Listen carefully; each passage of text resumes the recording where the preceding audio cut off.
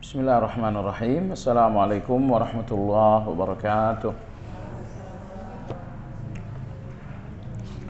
Alhamdulillah alladzi bi ni'matihi tatimmus shalihat. Asyhadu an la ilaha illallah wahdahu la syarika lah. Wa asyhadu anna Muhammadan abduhu wa rasuluhu la nabiyya ba'dah. Allahumma salli wa sallim ala Muhammad wa ala alihi wa ashabihi wa man ihtada bihadihi ila yaumiddin. Ya ayyuhalladzina amanu ittaqullaha haqqa tuqatih wa la tamutunna illa wa antum muslimun. Ibu-ibu jamaah sekalian rahimakumullah. Pesan Nabi kita sallallahu alaihi wasallam, khairun nas man tala umruhu wa hasuna amaluhu wa syarrun nas man tala umruhu wa sa'a amaluhu, yang artinya manusia terbaik adalah seseorang yang semakin bertambah usia, bertambah pula ketaatan-ketaatannya. Tetapi manusia yang paling buruk adalah seseorang yang semakin bertambah usia, semakin bertambah pula keburukan-keburukannya. Hadis ini kita jadikan sebagai motivasi dan pelajaran agar dengan bertambahnya nominal usia kita, semoga kita makin bersemangat untuk lebih memperbanyak ketaatan-ketaatan lagi. Ibu-ibu sekalian, pada ayat 37 dalam surat Al-Muddathir, Allah Subhanahu wa taala berfirman, "Liman syaa'a minkum ay yataqaddama aw yata'akhkhar." Bagi orang-orang yang di antara kalian berkeinginan untuk maju ataupun untuk mundur. Penjelasan Imam Ibnu Qayyim terhadap ayat ini sangat bagus. Apa yang dimaksud maju dan apa yang dimaksud dengan mundur dalam ayat. Beliau mengatakan di dalam berbuat baik, di dalam ketaatan, di dalam ibadah hanya ada dua jalan saja. Tidak ada jalan yang ketiga. Jalan yang pertama Anda maju, jalan yang kedua Anda mundur. Dan tidak ada istilah jalan di tempat, karena jalan di tempat itu berarti mundur. Di semua orang yang jalan di tempat berarti mereka mundur. Maka Allah berfirman, pilihan jalan di dalam menjalankan ibadah adalah maju, atau kalau enggak mundur. Baik, ibu-ibu sekalian, kajian Asmaul Husna hari ini adalah nama Allah yang ke-19, yaitu Al-Muta'al, yang artinya Allah Subhanahu wa taala Maha Tinggi. Ini kajian pertama kita ya setelah libur. Ya, alhamdulillah. Penulis berkata, Al-Muta'al dalam Al-Quran tersebut hanya satu kali saja, yaitu pada ayat yang ke-9 dalam surat Ar-Ra'd. Allah berfirman, Alimul ghaibi wasyahadati al-kabirul muta'al. Dialah Allah yang mengetahui semua yang gaib dan semua yang nampak, semua yang rahasia dan semua yang terbuka. Al-Kabirul Muta'al, dia maha besar dan dia pula maha tinggi. Jadi ibu sekalian, hanya ini satu-satunya ayat yang menyebutkan nama Allah Al-Muta'al, yang artinya Allah maha tinggi. Mudah-mudahan ibu-ibu tidak lupa bahwa dua nama sebelumnya sebetulnya hampir sama dengan Al-Muta'al. Al-Ali artinya Allah maha tinggi, Al-A'la artinya Allah maha tinggi, dan hari ini Al-Muta'al artinya Allah pun maha tinggi. Sama-sama maha tinggi tapi dengan orientasi yang berbeda. Berbedanya begini. Kemahatinggian Allah itu ada dua. Pertama, maha tinggi dengan menetapkan sesuatu. Dan nomor dua, maha tinggi dengan menafikan sesuatu. Ketika Anda ingin memahatinggikan Allah dengan mengakui A, B, dan C, ini adalah kemahatinggian Al-Ali. Jadi Al-Ali memahatinggikan Allah dengan mengakui A, B, C, dan selanjutnya. Contoh, ketika Anda mengakui bahwa Allah Maha Penyayang, itu Anda sedang memahatinggikan Allah. Ketika Anda mengakui bahwa Allah Maha Memberi rezeki, Anda sedang memahatinggikan Allah. Ketika Anda mengakui Allah Subhanahu wa Ta'ala Maha Menolong, Anda sedang memahatinggikan Allah Azza wa Jalla. Baiklah, dalam kehidupan sehari-hari kita pun, kita meninggikan seseorang dengan menyanjung, dengan memuji. Pujian-pujian, sanjungan-sanjungan itu meninggikan seseorang. Itu dalam kehidupan nyata sehari-hari kita. Nah, ketika Anda menyanjung Allah, Anda sedang memahatinggikan Allah. Anda mengakui Allah Subhanahu wa Ta'ala misalnya Al-Wahhab, Maha Memberi. Allah Subhanahu wa Ta'ala misalnya Al-Wali, Maha Melindungi. Jadi semua pujian-pujian yang Anda sanjungkan kepada Allah berarti Anda memahatinggikan Allah. Tetapi ibu-ibu sekalian yang saya hormati, maha tinggi manakah ketika Anda menyanjung Allah? Jawabannya, inilah kemahatinggian Al-Ali. Kemahatinggian Al-Ali adalah kemahatinggian saat Anda menyanjung Allah, bahwa Allah penyayang, bahwa Allah pengasih, bahwa Allah maha kaya, bahwa Allah maha kuat. Semua pengakuan-pengakuan Anda tentang nama-nama Allah itu dinamakan dengan Al-Ali. Baik. Yang kedua, terkadang kita memahatinggikan Allah dengan menafikan, dengan mengingkari. Misalnya ketika Anda mengatakan Allah nggak punya anak, Anda ingkari adanya anak bagi Allah. Misalnya Anda mengatakan Allah itu tidak lemah, ya Anda menolak Allah lemah. Allah itu tidak buta. Nah, ketika Anda membantah kekurangan-kekurangan atas Allah, Anda membantah berbagai kesalahan-kesalahan terhadap Allah, ini namanya memahatinggikan. Yaitu namanya memahatinggikan Allah Azza wa Jalla. Tetapi itu tidak memahatinggikan dengan Al-Ali, tetapi memahatinggikan dengan Al-Muta'al. Baik. Jadi maha tinggi Al-Muta'al ketika Anda menolak berbagai kerendahan-kerendahan kepada Allah Azza wa Jalla. Allah nggak kejam, Allah nggak buta, Allah nggak tuli, Allah nggak lemah, Allah nggak lalai. Anda menolak segala kerendahan dan keterbatasan kepada Allah. Inilah kemahatinggian Al-Muta'al. Nah, ibu yang saya hormati, tidaklah sempurna seseorang memahatinggikan Allah kecuali dengan kedua-duanya.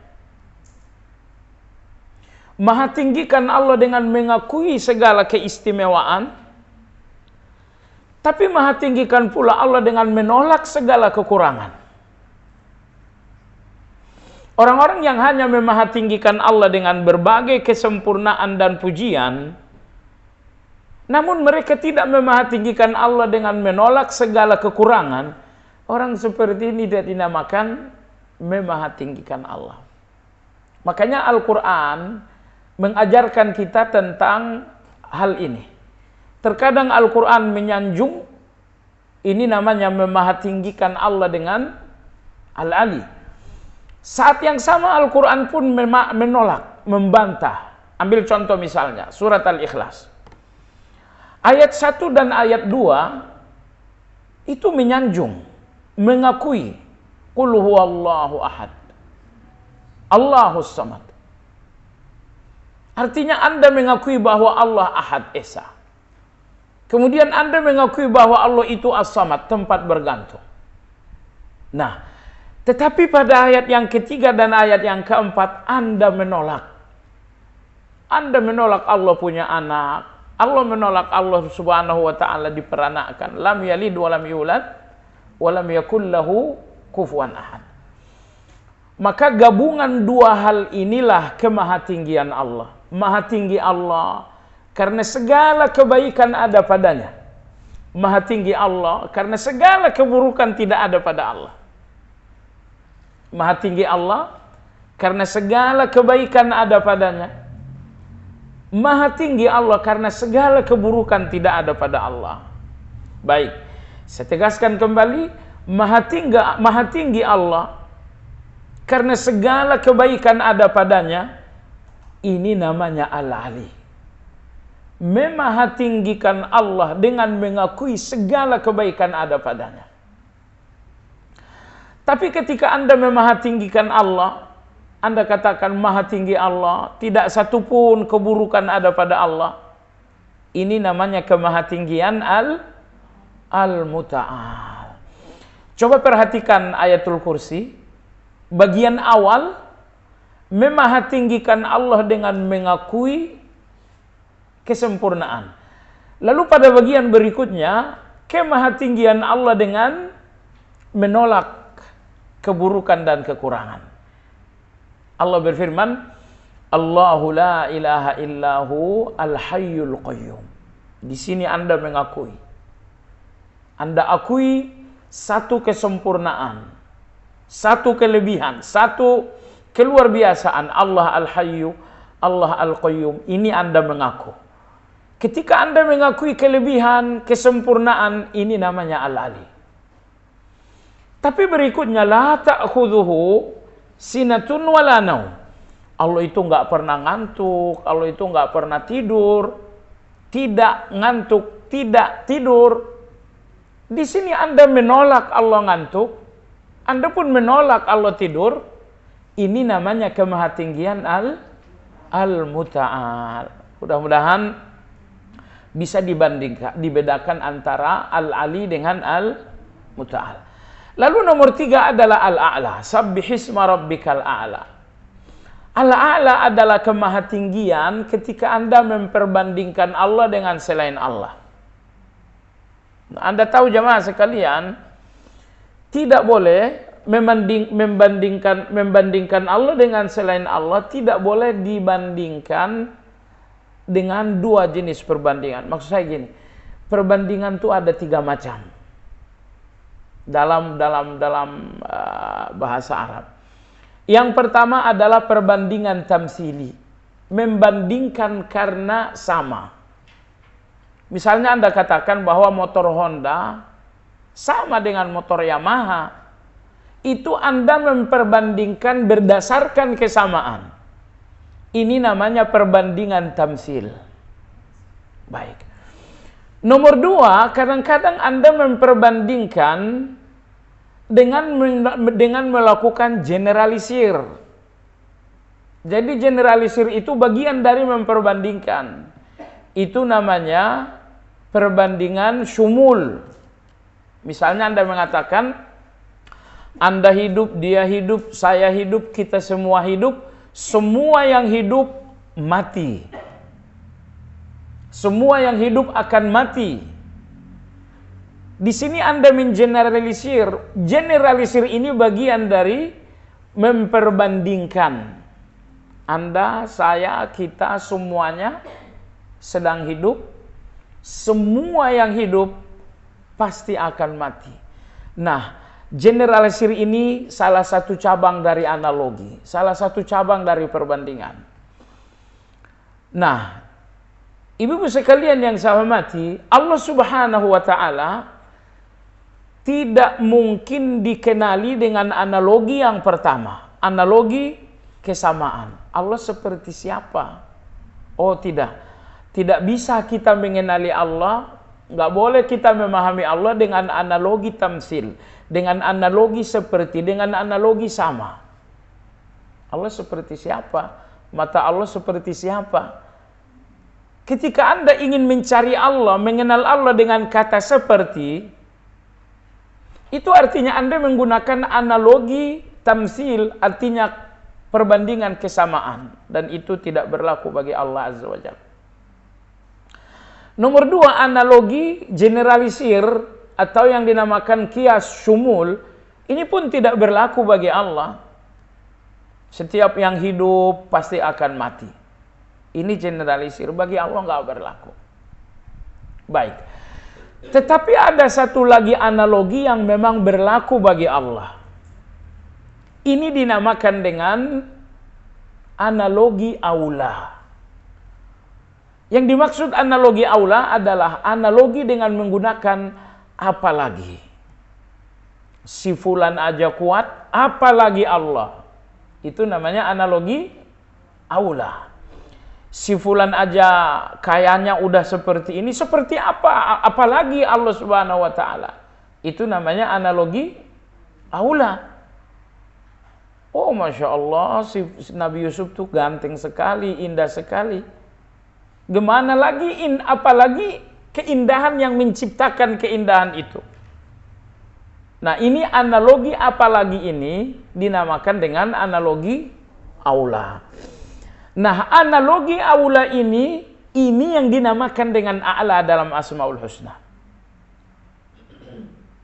Ya, maka Anda mengatakan si fulan kaya, Allah a'la. A'la itu artinya lebih tinggi. A'la artinya maha lebih tinggi. Hanya saja dalam terjemahan bahasa Indonesia lebihnya dibuang. Padahal mestinya atau arti aslinya itu adalah maha lebih tinggi. Kenapa ada maha lebih tinggi? Karena al-a'la ini fungsinya adalah untuk analogi aula. Si fulan aja kuat, apalagi Allah. Ketika Anda mengapalagikan Allah, itu yang dimaksud dengan a'la. Si fulan kuat, Allah a'la, maha lebih kuat lagi, lebih tinggi. Baik, jemaah sekalian yang saya hormati, itulah perbedaan antara ketiga nama ini. Jadi Al-Ali, maha tinggi dengan cara menyanjung.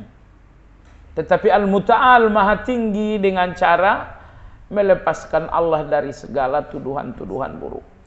Dan yang terakhir Al-A'la adalah maha lebih tinggi, gunanya adalah untuk analogi aulawi. Baiklah ibu-ibu sekalian, kita lihat apa saja yang seharusnya menjadi keimanan dan ibadah kita terkait dengan nama Allah Al-Ali. Sebelumnya saya ingin sampaikan jemaah sekalian bahwa sebagian ulama kita menafsirkan Al-Muta'al dengan uluwul qahr. Yang dimaksud dengan uluwul qahr artinya adalah bahwa Allah Subhanahu wa taala maha mengalahkan. Karena kalau Allah maha tinggi berarti Allah mengalahkan segala-galanya. Kekalahan itu ditafsirkan mayoritas ulama bahwa Al-Muta'al adalah maha tinggi dalam arti maha tinggi mengalahkan. Jadi maha tingginya Allah mengalahkan segala tinggi. Sehingga di hadapan tingginya Allah nggak ada tinggi lagi. Allahu Akbar. Ibu-ibu coba renungkan Allah ini. Betapa absolutnya Allah Subhanahu wa ta'ala. Semua kekuasaan akan sirna dalam kekuasaan Allah. Betapa kuasanya Fir'aun itu. Tapi ketika datang kekuasaan Allah, lenyap kekuasaan Fir'aun. Wewenang, atasan punya wewenang, presiden punya wewenang, tapi begitu datang wewenang Allah, semua wewenang ini batal. Anda orang tua bukan? Anda punya wewenang terhadap anak-anak. Wahai anak-anak, kalian kebersihan, kalian kebersihan. Qadarullah bertepatan dengan azan zuhur berkumandang. Wewenang Anda sebagai orang tua batal begitu wewenang Allah datang untuk anak-anak. Sekarang jam 12. Allah memanggil anak-anak ini salat zuhur. Datang wewenang Allah, maka wewenang Anda terhadap anak-anak semuanya batal. Itulah Al-Ali, itulah Maha Tinggi.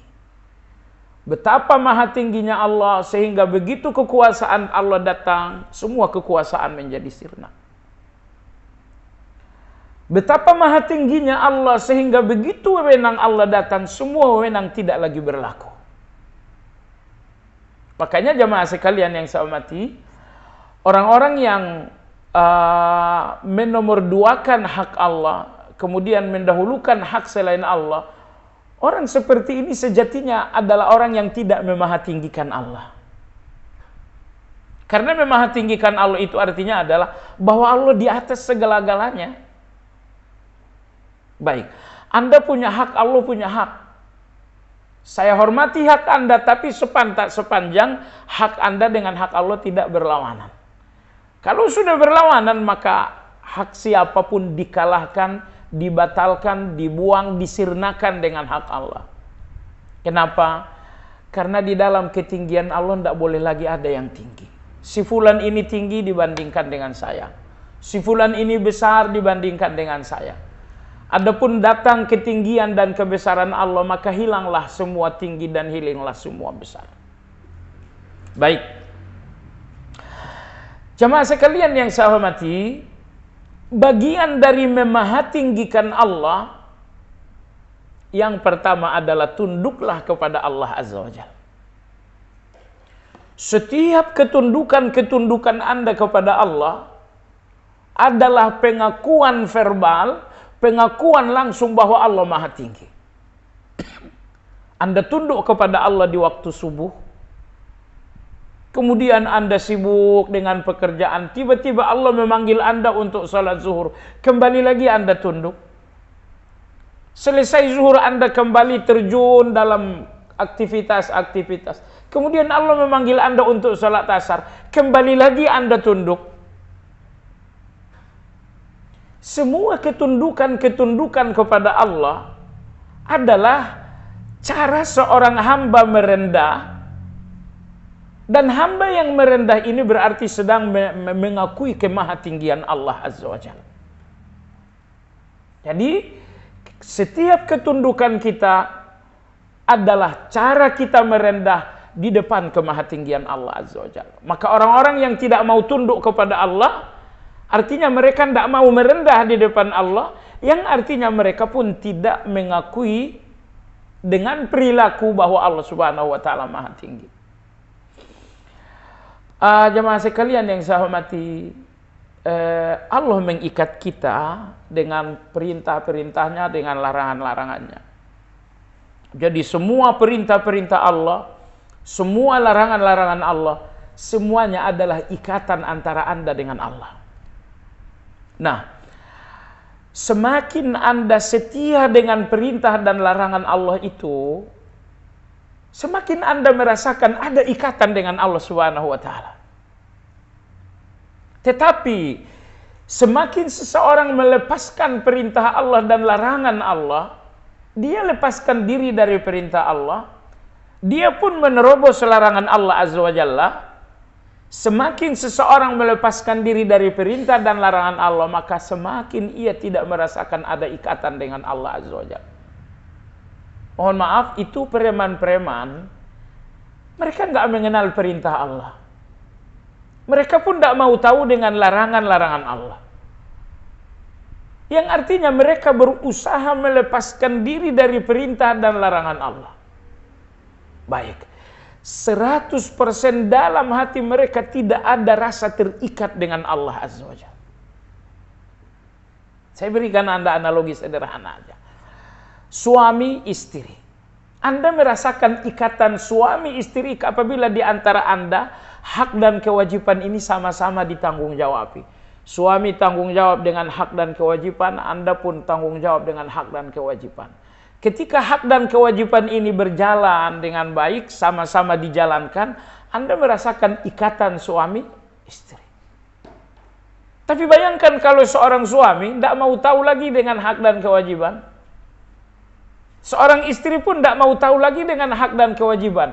Meskipun mereka tidak bercerai, tapi saat hak dan kewajiban oleh masing-masing sudah dilepaskan, mereka nggak merasakan ada ikatan suami istri. Satu rumah tapi nggak merasa dalam hati ada ikatan lagi. Nah, makanya jamaah sekalian yang saya hormati, komitmenlah dengan perintah Allah. Berjuanglah untuk sebanyak mungkin mengikat diri Anda dengan Allah Azza wa Jalla. Kalau Anda menjalankan perintah Allah sebanyak 20, artinya ada 20 ikatan Anda dengan Allah Azza wa Jalla. Tapi kalau Anda menjalankan perintah Allah sebanyak 100, maka ada 100 ikatan antara Anda dengan Allah Azza wa Jalla. Jadi, semakin Anda sungguh-sungguh menjalankan perintah dan menjauhi larangan, semakin Anda rasakan bahwa Anda punya ikatan dengan Allah Azza wa Jalla. Dan saya ingin katakan ibu sekalian yang saya hormati, tidak ada surga terindah di dunia ini kecuali bahwa Anda merasakan Anda ada ikatan dengan Allah Subhanahu wa taala. Tidak ada keindahan lebih dari itu. Manusia yang sudah berada dalam ikatan ini, mereka akan lepas. Mereka akan lepas dari segala gelisah. Mereka akan lepas dari segala takut, segala khawatir. Subhanallah. Kalau Anda bersama dengan Allah, Anda rasakan dekat dengan Allah. Saya mau nanya, di dalam kedekatan Anda dengan Allah itu, mana pintu untuk ketakutan datang? Mana ada lagi pintu untuk gelisah muncul? Tapi saya katakan, semakin Anda jauh dari Allah, semakin Anda tidak rasakan ada hubungan dengan Allah, di saat itulah terbuka pintu yang sangat banyak. Yang satu pintu gelisah, muncullah pintu takut, muncullah pintu khawatir. Anda tahu kenapa? Jawabannya, ketika Anda tidak membangun hubungan dengan Allah, di depan Anda banyak pintu-pintu yang sangat menakutkan. Rezeki Anda akan takut. Masa depan anak-anak Anda akan takut. Gimana kalau nanti terjadi gempa bumi, saya tinggal di apartemen yang tinggi, Anda akan takut. Gimana kalau nanti terjadi penyakit yang mengerikan, Anda akan takut. Cuma sekalian di depan kita banyak sekali ketakutan. Nah, makanya oleh sebab itu, sekali lagi, mari berjuang, mari bersungguh-sungguh untuk mengikat diri dengan Allah sekencang-kencangnya. Dan ikatan itu adalah perintah-perintah dan larangan-larangan Allah Subhanahu wa taala. Semakin Anda jalankan perintah Allah, semakin Anda jauhi larangan Allah, maka Anda semakin merasakan ada ikatan yang sangat kokoh dengan Allah. Dan kalau Anda telah berada dalam ikatan yang kokoh itu, saya katakan kepada Anda bahwa dunia ini tidak punya jalan untuk membuat Anda takut. Dunia ini tidak punya jalan untuk membuat Anda gelisah. Dengan kata lain, Andalah orang yang paling berbahagia, karena Anda telah sampai kepada surga yang sangat indah. Surga, bahwa Anda dengan Allah ada hubungan yang sangat dekat sekali. Hubungan dengan presiden aja dibangga-banggain orang.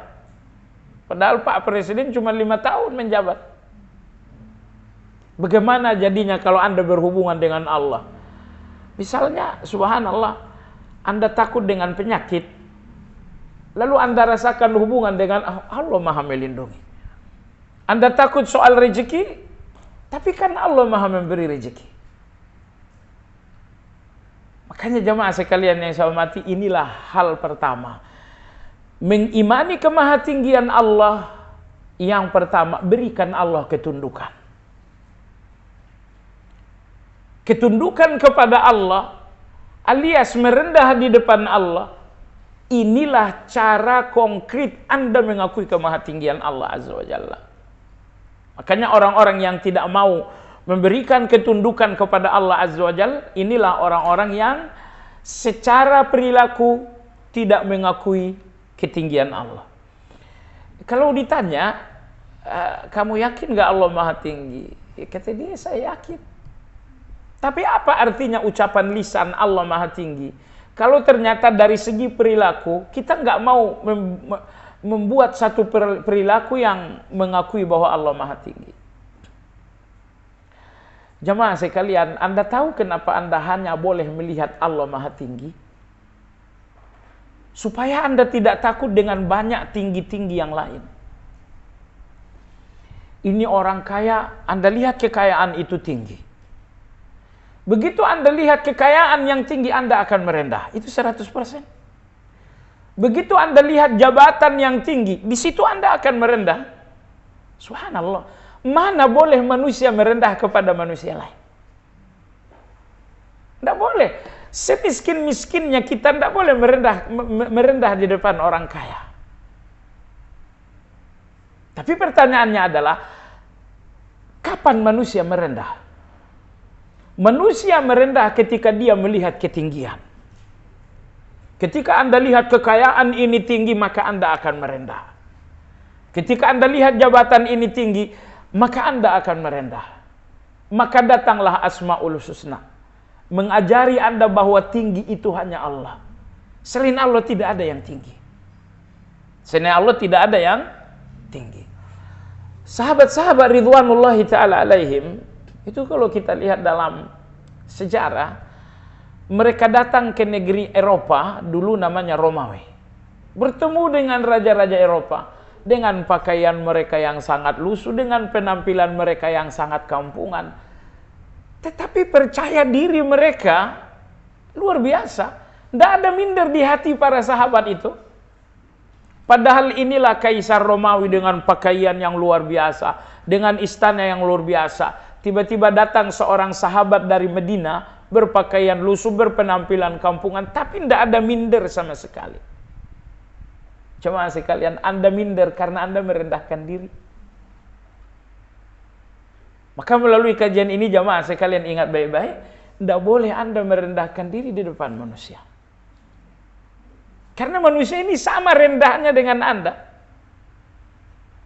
Ya, Anda hanya boleh merendah di depan yang maha tinggi yang sesungguhnya. Makanya sekali lagi, kalau kemahatinggian Allah itu tidak kokoh di dalam hati Anda, maka Anda akan meninggikan pejabat-pejabat. Anda akan meninggikan jenderal-jenderal. Anda akan meninggikan orang-orang kaya. Padahal ketika Anda meninggikan manusia, di titik itu Anda sedang menjadi hamba bagi mereka. Anda sedang menjadi hamba bagi mereka. Karena menjadi hamba itu berarti Anda merendah. Maka jemaah sekalian yang saya hormati, tolong dipahami, kenapa kemahatinggian Allah ini diakrabkan oleh Nabi kepada kita melalui zikir. Ketika kita sedang rukuk, subhana rabbiyal azim. Ketika kita sedang sujud, subhana rabbiyal a'la. Maha suci Allah yang maha tinggi. Kenapa al-a'la muncul dalam zikir-zikir kita, dalam zikir sujud kita? Jawabannya ketika al-a'la ini muncul dalam zikir, artinya Nabi ingin mengakrabkan kita dengan nama Al-A'la supaya kita tahu hakikat tinggi itu pada siapa. Nah, maka oleh sebab itu, orang yang tidak belajar tentang Allah, mereka tidak belajar bahwa Allah lah yang maha tinggi, orang-orang seperti ini akan salah berpersepsi tentang tinggi. Maka seperti saya katakan, muncullah persepsi bahwa jabatan itu tinggi, muncullah persepsi bahwa kekayaan itu tinggi, muncullah persepsi bahwa bintang 4 itu adalah tinggi. Enggak jadi soal ini semuanya tinggi, tapi persoalannya Anda enggak boleh menjadi rendah. Coba lihat kadang-kadang rakyat-rakyat ya, yang enggak belajar, begitu ketemu dengan pejabat, Masya Allah, betapa mindernya rakyat-rakyat ini. Nah, kenapa rakyat ini minder? Minder itu artinya merendah, ya karena mereka tidak belajar tinggi itu siapa, definisi tinggi itu apa dan siapa yang sesungguhnya tinggi. Maka ibu-ibu sekalian yang saya hormati, kalau Anda ingin menegakkan kemahatinggian Allah, maka janganlah merendah kecuali di depan Allah Azza wa Jalla. Sekali lagi, kalau Anda hari ini beriman, mengakui bahwa hanya Allah yang maha tinggi, maka pastikan bahwa Anda hanya merendah di depan Allah Azza wa Jalla. Terhadap para pejabat, berikan hak mereka, hormati mereka, Ya kan? Bela mereka dalam kebenaran, dukung mereka dalam kebaikan. Tapi bahwa Anda merendah kepada mereka, tidak boleh. Tidak boleh merendah. Baik. Makanya tadi kita sampaikan, bagaimana sikap meninggikan Allah. Yang pertama adalah al-khudu'u lillah wal ikhbat, yaitu selalu tunduk kepada Allah. Apapun ajaran Allah jamaah sekalian, tunduklah. Baik. Ada dua penghalang manusia tunduk. Datang perintah Allah, datang larangan Allah, mestinya Anda tunduk. Karena Anda rendah, Allah tinggi. Di depan yang tinggi Anda harus merendah. Merendah itu artinya tunduk. Tapi penghalang tunduk itu ada dua. Penghalang tunduk itu ada dua. Yang pertama adalah syubhat, dan yang kedua adalah syahwat. Ini penghalang tunduk. Pertama syubhat, dan yang kedua adalah syahwat. Apa yang dimaksud dengan syubhat? Yang dimaksud dengan syubhat adalah ketidakmengertian. Ya, karena nggak paham, akhirnya nggak tunduk. Karena nggak mengerti, akhirnya nggak tunduk. Ini penyebab pertama. Maka orang yang nggak mengenal ketinggian Allah, dia nggak mungkin tunduk karena dia nggak mengenal. Karena dia nggak mengenal Allah, dia nggak tunduk. Ketika dia tidak mengenal Allah, ini namanya penyakit syubhat. Syubhat itu artinya tersamar. Karena kalau Anda nggak paham, Anda hanya melihat dengan tersamar dan tidak jelas. Baik. Penyebab kedua manusia tidak tunduk adalah syahwat. Penyebab kedua manusia tidak tunduk adalah syahwat. Oke. Ibu-ibu sekalian, syahwat dalam bahasa agama berbeda dengan syahwat dalam bahasa sehari-hari. Dan saya tidak bicara syahwat dalam bahasa sehari-hari. Baik. Apa yang dimaksud dengan syahwat dalam bahasa agama? Ibu sekalian, ibu kan punya keinginan. Keinginan ibu kan bukan satu, banyak sekali keinginan kita, bukan? Baik. Semua keinginan Anda yang dibatasi dengan agama itu tidak dinamakan dengan syahwat.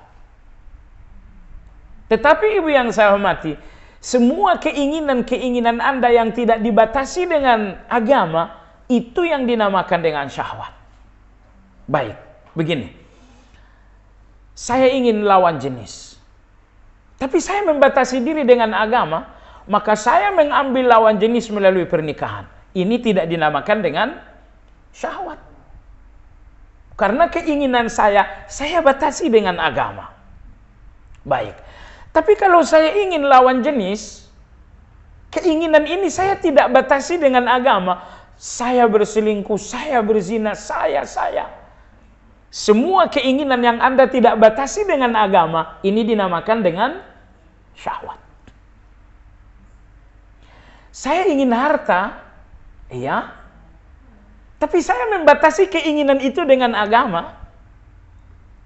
Maka saya tidak mengambil harta, kecuali dengan cara-cara yang dihalalkan oleh agama. Itu syahwat bukan?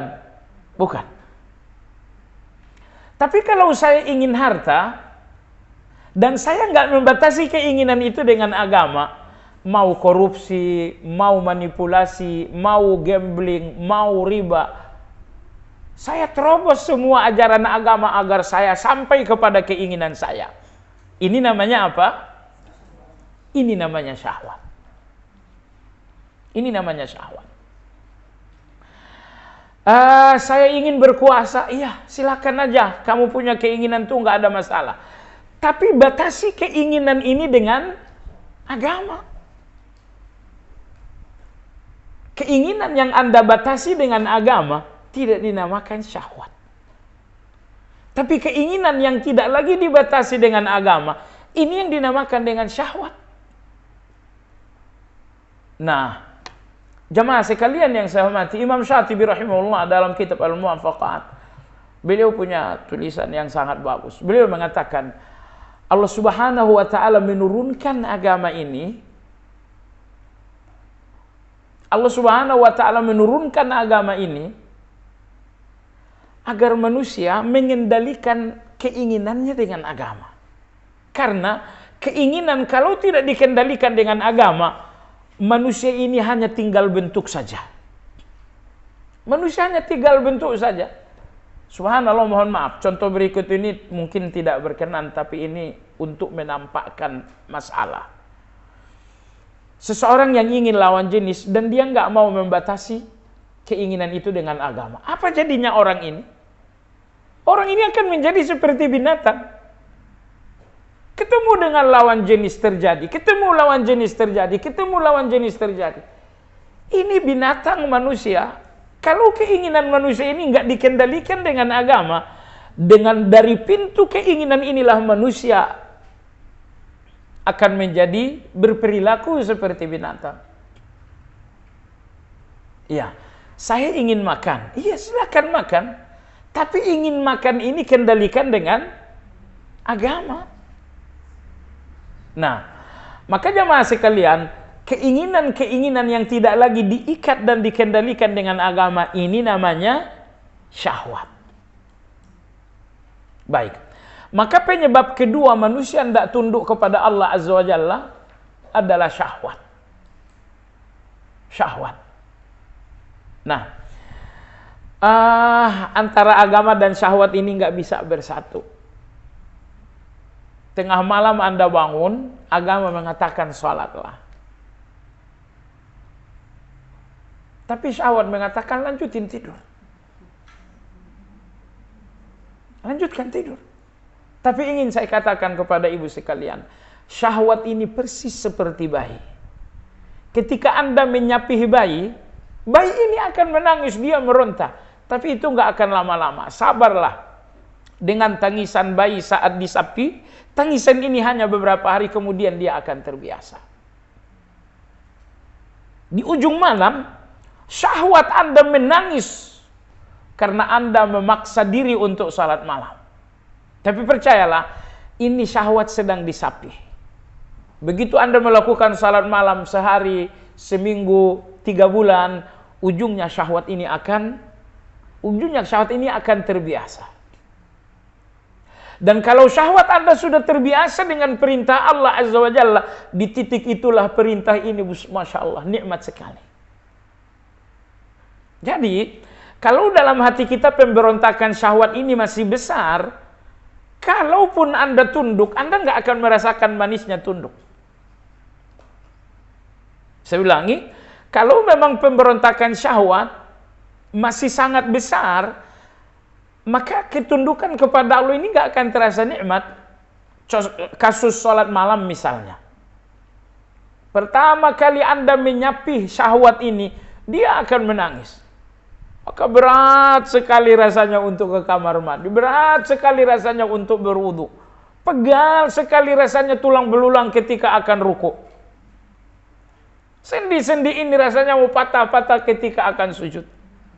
Tapi jamaah sekalian, sekali lagi saya katakan, kalau Anda bisa melewati situasi menyapih ini, sehingga syahwat itu enggak lagi berontak dengan perintah Allah Azza wa Jalla. Ketika syahwat ini udah tenang, perintah Allah ini nikmatnya luar biasa, ibu-ibu sekalian. Perintah Allah ini luar biasa nikmatnya. Nah, maka datanglah syahwat mengikat Anda agar Anda nggak sampai pada perintah Allah. Syahwat pertama bernama malas. Malas, ya, malas itu mengikat itu. Masya Allah, Anda liar sekali, Anda mampu. Tapi kalau udah datang malas, seolah-olah Anda nggak mampu apa-apa. Jadi orang yang mati tapi hidup adalah orang malas, nggak bisa bergerak apa-apa. Makanya syahwat itu satu kata, tapi dia memiliki banyak bentuk. Kadang-kadang syahwat itu datang dalam bentuk malas. Kadang-kadang syahwat itu datang dalam bentuk yang lain. Jemaah sekalian, Imam Ibn Taimiyah rahimahullah, beliau mengatakan, tidak ada kehancuran terbesar lebih dari 2 hal. Tidak ada kehancuran terbesar lebih dari 2 hal. Pertama adalah lalai, yang kedua adalah syahwat. Lalai, nomor 2 adalah syahwat. Tidak ada kehancuran lebih besar daripada keduanya, lalai dan syahwat. Selanjutnya kata Imam Ibn Taimiyah, ada apa dengan lalai? Lalai itu menutup pintu-pintu kebaikan. Lalai itu menutup pintu-pintu kebaikan. Ada apa dengan syahwat? Syahwat itu membuka pintu-pintu keburukan. Jadi lalai menutup pintu-pintu kebaikan. Contoh, kalau Anda lalai, masihkah Anda melihat pintu kebaikan? Enggak kan? Enggak lah. Anda enggak akan melihat pintu kebaikan karena Anda telah dibuat buta oleh kelalaian itu. Selesai maghrib misalnya, oh ini sinetron malam ini ujung dari sebuah cerita. Udah akhirnya Anda terjun ke sana. Oh, nangis-nangis awak dengan cerita bohong ini. Azan berkumandang, kita udah nggak sadar. Suami pulang kerja, Papa udah pulang, udah jam 9. Di mana waktu Isya? Anda lalai, Anda nggak melihat Isya itu berlalu. Makanya kelalaian menutup pintu, kelalaian menutup pintu kebaikan. Jemaah sekalian yang saya hormati, Anda naik kendaraan, qadarullah di depan Anda ada tabrakan. Ada apa itu? Ada Anda kepo dengan kejadian. Iya. Begitu Anda lihat Anda lihat kejadian kecelakaan, padahal mestinya begitu Anda lihat kejadian ada zikir yang mesti Anda bacakan. Begitu Anda bacakan zikir, Anda dapat pahala, dan nomor 2, kejadian ini sama sekali nggak akan terjadi. Apa zikir melihat kecelakaan? Melihat kecelakaan dan musibah orang lain apa? Alhamdulillahillazi. Segitu doang. Alhamdulillahillazi afana mimma ibtalaka bihi wa faddalana ala katsirin mimman khalaqa tafdila. Tapi ibu-ibu yang saya hormati, zikir ini hilang karena kita lalai. Aduh, ibu-ibu sekalian, gini deh, saya yakin banget di depan ibu-ibu pintu kebaikan banyak banget. Satu-satunya penghalang kita nggak memasuki pintu 1, pintu 2 adalah lalai. Kelalaian saja. Karena orang yang lalai itu nggak melihat apa-apa. Orang yang lalai dia nggak melihat apa-apa, ibu-ibu sekalian. Baik. Maka oleh sebab itu inilah malapetaka terbesar pertama, lalai. Karena kelalaian menutup pintu-pintu kebaikan. Nomor 2, ini hubungannya dengan kajian kita, yaitu syahwat. Syahwat ini adalah kehancuran yang kedua. Karena syahwat membuka semua pintu-pintu keburukan. Kalau ingin harta telah menjadi syahwat, bisa jadi korupsi, bisa jadi manipulasi, bisa jadi melakukan gambling dan lain-lain. Pintu keburukan akan terbuka disebabkan karena syahwat.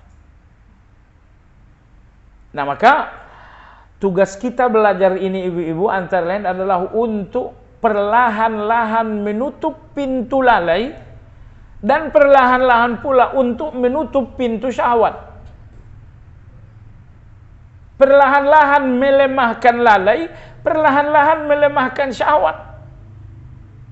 Dengan kata lain saya ingin katakan, kalau Anda udah belajar, lalainya Anda nggak berkurang, Anda nggak belajar apa-apa. Begitupun yang kedua, Anda lama belajar, keluar dari satu majelis ta'lim lagi. Tapi dengan lamanya Anda belajar, ternyata syahwat ini nggak semakin lemah, Anda nggak belajar apa-apa.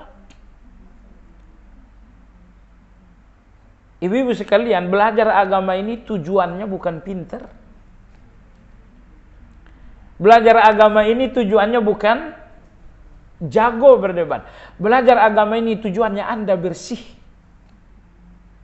Dan Anda tidak akan bersih kalau dua pintu berbahaya ini belum tertutup. Kadang-kadang Anda akan kotor karena pintu kelalaian. Kadang-kadang Anda akan kotor disebabkan karena pintu syahwat.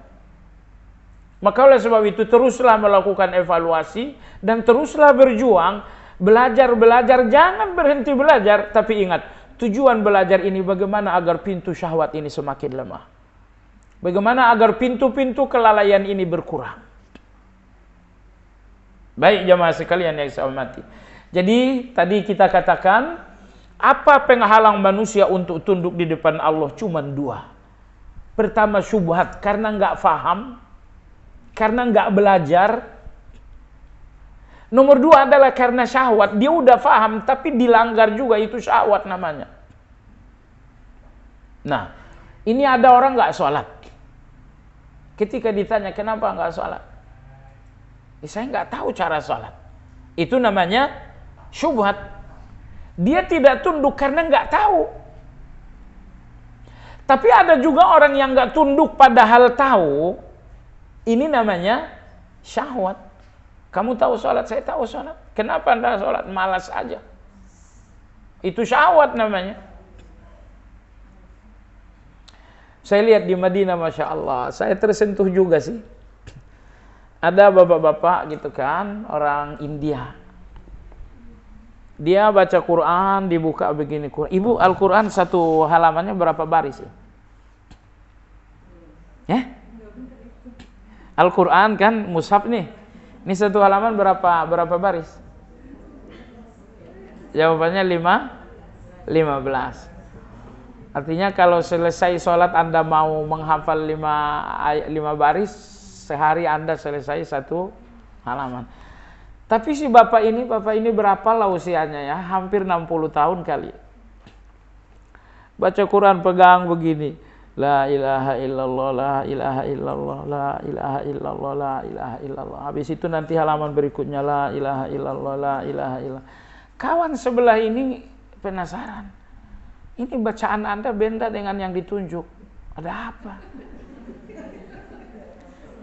Akhirnya kawan orang India ini bilang, saya tidak bisa baca Quran. Saya tidak bisa baca Quran. Makanya, ya saya sih berharap ucapan la ilaha illallah saya itu Allah terima untuk mewakili semuanya. Jadi perhalaman la ilaha illallah, la ilaha illallah, la ilaha illallah, la ilaha illallah, itu yang dia lakukan. Subhanallahil azim. Ibu bisa kalian bersyukur kita bisa baca Quran itu. Bersyukur kita bisa baca Quran. Saya sih atau kita sih nggak merendahkan bapak-bapak ini ya. Kita mengatakan di depan Allah nggak ada kebaikan yang kecil. Betul tidak? Karena Allah Asy-Syakur Maha berterima kasih. Asy-Syakur Allah Maha berterima kasih. Maka di depan Allah tidak ada kebaikan yang kecil. Semua kebaikan di depan Allah besar. Pelacur yang sering kita ceritakan tuh cuman ngasih air kepada anjing lagi, mohon maaf. Tapi ketika itu Allah berikan kesadaran. Pelacur ini berkata, hari ini pokoknya saya akan melakukan ini karena Allah. Allah bukakan pikiran si pelacur untuk berkata, untuk berniat, pokoknya hari ini saya akan melakukan ini karena Allah. Ketika dia melakukannya karena Allah Azza wa Jalla, maka pemberian ini besar di depan Allah Subhanahu wa Ta'ala. Jadi tidak ada yang kecil kalau Anda melakukannya karena Allah. Dan tidak ada yang besar kalau Anda melakukannya bukan karena Allah Subhanahu wa Ta'ala. Baik. Jadi bagaimana saya memahatinggikan Allah? Jawabannya, mahatinggikanlah Allah dengan merendah. Bagaimana saya merendah? Jawabannya, berikan ketundukan semaksimal mungkin kepada Allah Azza wa Jalla. Apa yang menghalangi Anda tunduk di depan Allah? Jawabannya, penghalang pertama adalah syubhat. Sejumlah ketidakmengertian, ini penghalang Anda untuk tunduk. Nomor dua adalah syahwat. Cuman terkait syahwat ini saya katakan tadi, lawanlah syahwat, sapilah syahwat. Syahwat ini akan menangis di sapi, tapi berjuanglah. Begitu Anda melewati saat-saat sapi ini, maka syahwat ini akan jinak. Begitu syahwat ini jinak, dia nggak lagi memberontak. Di titik itulah Anda rasakan betapa nikmatnya ibadah. Anas bin Malik radhiyallahu anhu, beliau sahabat yang mulia. Kalau ada yang mengatakan kota Turtus, beliau selalu menangis. Wahai Anas bin Malik, kamu tahu nggak kota Turtus? Beliau pasti menangis. Akhirnya ditanya, kenapa setiap mendengar kota Turtus kamu menangis, wahai Anas bin Malik? Anas bin Malik radhiyallahu anhu bercerita, di zaman Umar, kami diperintahkan menaklukkan kota termegah sedunia di tengah kerajaan kekaisaran Persia. Saat itu nggak ada kota semegah kota tersebut. Kota itu adalah kota Turtus. Kota termegah dalam kekuasaan kekaisaran Persia. Maka Umar radhiyallahu anhu memberangkatkan dan menyiapkan pasukan sebanyak 30.000 untuk menaklukkan kota ini. Dan kekaisaran Persia menyiapkan pasukan sebanyak 120.000 personil. Berapa lawan berapa? 30.000 kaum muslimin, 120 kaum Persia. Persia itu udah nggak ada sekarang. Mereka dulu satu dari dua negara adik kuasa. Adik kuasa pertama Romawi, adik kuasa kedua Persia. Persia itu sisa-sisanya adalah Iran. Ya, tapi jauh dari Persia zaman dahulu. Ibu-ibu, bisa nggak sih 30.000 menang lawan 120? Bisa nggak? Kalau kemenangan itu soal kekuatan, 30.000 ini nggak akan menang. Tapi kalau kemenangan ini soal pertolongan, 30.000 ini pasti menang. Pertanyaannya adalah, Anda ingin menang dengan kekuatan Anda atau Anda ingin menang dengan pertolongan Allah? Nah, kaum muslimin dimanapun menang, tidak pernah menang dengan kekuatan, tapi selalu dengan pertolongan. Maka yang perlu dipelajari oleh kaum muslimin adalah, di mana kesalahan kita, kenapa pertolongan belum datang? Kalau pertolongan udah datang, kam min fi'atin qalilatin ghalabat fi'atan katsiratan biiznillah. Baik. Berangkatlah 30.000 pasukan dari Madinah menuju kota Turtus. Ternyata Kaisar Persia telah menyiapkan pertempuran kota. Bukan pertempuran luar kota. Oke. Kalau kaum muslimin dengan kaum musyrikin terjadi perang Badar, itu pertempuran luar kota. Kedua belah pihak sepakat kita bertempur di satu lapangan luas yang bernama Badar. Itu pertempuran luar kota. Tapi ternyata kekaisaran Persia mempersiapkan pertempuran dalam kota. Maka kota Turtus segera dibangunkan. Bukan segera sih, udah lama, sejak lama. Kota Turtus ini dibuatkan benteng yang sangat kokoh dan sangat luar biasa. Lalu di balik tembok 120.000 pasukan dipersiapkan. Nah, artinya pasukan kaum muslimin untuk bisa mengambil alih kota, ini tembok harus bisa dijebol. Setelah dijebol, kalahkan 120.000 pasukan. Setelah itu kota akan bisa diambil alih.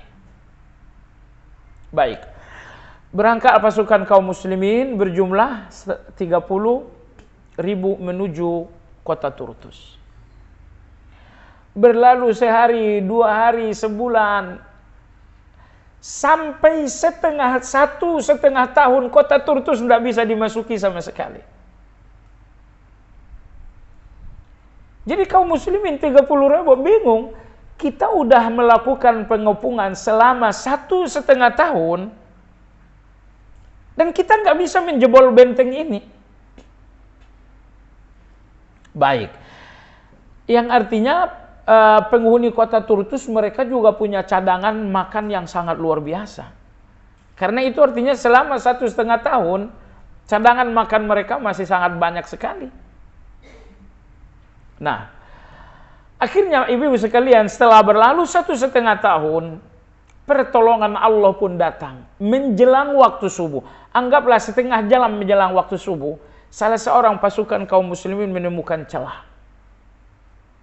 Setelah menemukan celah, dilakukan mufakat. Akhirnya kaum muslimin menerobos dari celah tersebut. Pasukan yang berjumlah 120 di dalam nggak menduga kaum muslimin bisa masuk, sehingga 120.000 pasukan tadi kaget. Orang yang sedang kaget itu nggak bisa siap-siap. Akhirnya kaum muslimin tinggal motong-motong doang begini. Anda tidak menghadapi musuh yang sedang bersiap, tapi Anda sedang menemukan musuh yang sedang kaget.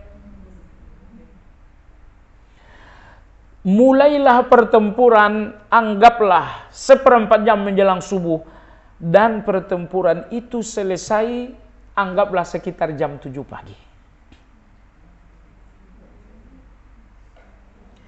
Semua pasukan tidak ada yang sholat subuh. Setelah jam 7 pagi, pertempuran selesai, kota resmi diambil alih. Barulah kaum muslimin melakukan sholat. Di saat itulah Anas bin Malik radhiyallahu anhu menangis. Beliau mengatakan, sepanjang hayat saya tidak pernah sholat di luar waktu kecuali hari ini. Allahu Akbar. Makanya Anas bin Malik yang memiliki usia lebih dari 100 tahun, setiap kali orang menyebutkan kota Turtus, beliau menangis. Ketika ditanya kenapa menangis, saya tidak pernah terlambat melakukan sholat subuh kecuali hari itu. Jadi dia nggak meninggalkan sholat loh. Dia hanya terlambat, uzurnya pun masuk akal. Tapi Masya Allah jamaah sekalian, inilah yang saya maksudkan. Ketundukan kepada Allah. Apabila Anda telah mampu lepas dari syahwat, ketundukan Anda kepada Allah adalah surga yang sangat indah. Maka Anas bin Malik radhiyallahu anhu, setiap kali ada yang mengatakan Turtus, beliau tidak bisa menahan air mata, dia menangis. Kenapa? Ingat sekali waktu beliau tertunda dalam sholat tersebut. Nah, jadi sekali lagi, apa hubungan kisah ini dengan cerita kita? Jawabannya adalah, kalau Anda bersabar melawan syahwat, karena syahwat ini akan menangis dalam proses sapi, namun Anda sabar, di titik syahwat ini sudah jinak, semua perintah Allah manis melebihi madu. Salat akan manis, baca Quran masih manis, pasti manis, zikir akan manis, begitu selanjutnya. Maka yang membuat ibadah-ibadah ini pahit, Anda tahu apa? Pemberontakan syahwat ini luar biasa. Datanglah syahwat yang mengatakan, buru-buru dong, ngapain lama-lama sholat? Maka kita pun sholat, wal asri innal insana lafi khusr. Ya Allah, Ibu, kalau Anda sadar, ketika Anda sholat, Allah lagi dengerin Anda mau nggak buru-buru? Allah lagi liatin saya ini. Allah lagi dengerin saya. Mungkinkah Anda ingin buru-buru lepas dari depan Allah Azza wa Jalla? Kata Ibnu Qayyim, manusia ini hanya 2 kali berdiri di depan Allah. Pertama berdiri ketika Anda sedang sholat, dan yang kedua berdiri ketika nanti Anda disidang oleh Allah Azza wa Jalla. Hanya ini 2 waktu Anda berdiri di depan Allah. Cuman kalau waktu berdiri di dunia Anda baik-baik, nanti waktu berdiri di waktu sidang pun Anda akan baik-baik saja. Baiklah jamaah sekalian yang saya hormati. Pelajaran berikutnya jemaah sekalian, oleh karena Allah Maha Tinggi, yang pertama tadi, tunduklah kepada Allah. Karena setiap ketundukan kepada Allah adalah perilaku langsung bahwa kita mengakui kemahatinggian Allah. Nomor 2, ibu-ibu sekalian yang saya hormati, oleh karena Allah Maha Tinggi, maka konsekuensi nomor 2 apa itu? At-tawadu'u lillahi ta'ala wa lima anzala minal haq. Apa itu? Anda selalu rendahkan hati Anda terhadap semua undang-undang Allah dalam Al-Quran. Jadi undang-undang Allah ini tidak usah lagi dibantah-bantah dengan alasan. Allah perintahkan berzakat, ya sudah terima. Semua perintah Allah terima. Sami'na wa ata'na. Ibu-ibu sekalian yang saya hormati, kalau Anda lihat di bagian akhir surat At-Taubah, para sahabat di zaman Nabi SAW, apabila ada perintah baru turun, kan di zaman para sahabat ini perintah Allah ini turun gradual ya, perlahan-lahan, berangsur-angsur. Datang satu perintah, datang dua perintah, datang tiga perintah. Dan tidak ada situasi yang paling dirindukan para sahabat melebihi situasi datang perintah baru. Oh, itu rindu sekali para sahabat. Maka kalau Nabi mengabarkan, datang wahyu, ada wahyu yang baru, itu para sahabat langsung berkerumun. Mereka bergembira, ya Rasulullah, ada wahyu baru. Apa perintah baru, apa larangan baru? Wa idza ma unzilat suratun faminhum man yaqulu zadatum imanan wa hum yastabshirun. Sebagian orang, dan mereka adalah orang-orang beriman, apabila telah datang wahyu yang baru, mereka bergembira dengan semua perintah dan larangan yang baru. Ini kalau Anda bertemu dengan Abu Bakar nih, Anda bacakan aqimus shalah, pasti Abu Bakar tersenyum. Karena para sahabat ridwanullahi alaihim, mereka sangat puas diperintah oleh Allah Azza wa Jalla. Imam Asma'i, beliau salah seorang ulama ahli bahasa terkemuka. Artinya dia ahli sastra, dia ahli gramatika bahasa Arab. Beliau mengatakan, sekali waktu aku sedang tawaf, sayup-sayup saya dengar di samping saya seorang badui. Badui itu kan berarti orang udik ya. Badui itu kan orang kampung ya. Ya orang kampung secara umum berarti pendidikannya tak ada gitulah. Dengan tidak merendahkan. Saya juga orang kampung.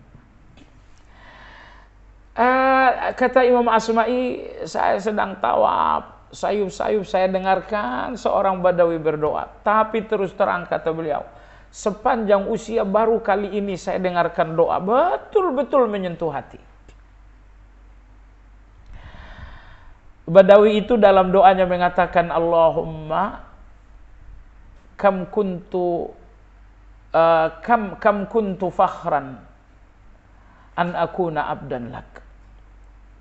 Allahumma kam kuntu fakhran an takuna rabban li. Allahumma anta kama uhibbu faj'alni kama tuhibbu. Ini saja doa tersebut. Badawi ini mengatakan dalam doanya, ya Allah, betapa aku bangga menjadi budakmu. Betapa aku bangga bahwa aku enggak punya majikan selain engkau. Ya Allah, engkau seperti yang telah aku inginkan, jadikan aku seperti yang kau inginkan juga. Inilah doa Badawi ini.